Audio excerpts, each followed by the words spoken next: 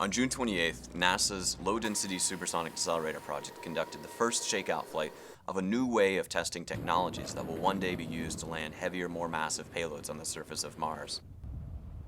We used a large 34 million cubic foot scientific balloon to hoist a 7,000-pound test vehicle to an altitude of 120,000 feet. The test vehicle was then released from the balloon, spun up for stability,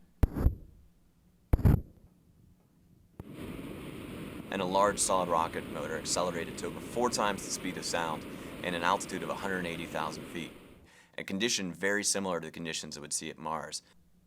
Once we reached the correct speed and altitude, we despun the vehicle. And then we got a chance to test our new supersonic inflatable decelerator.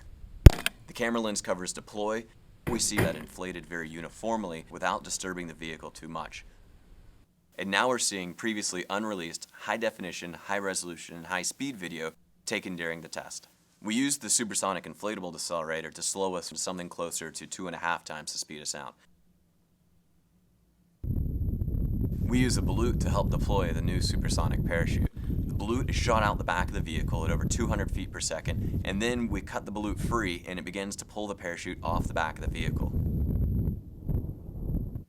As the parachute begins to inflate, we see one of the surprising aspects of this test, which is the early onset of tears in the parachute.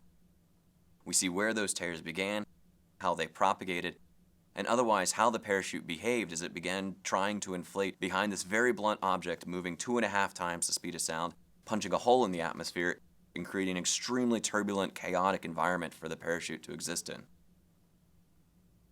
We now have a data set that we will use to prepare for 2 more tests beginning in June of 2015.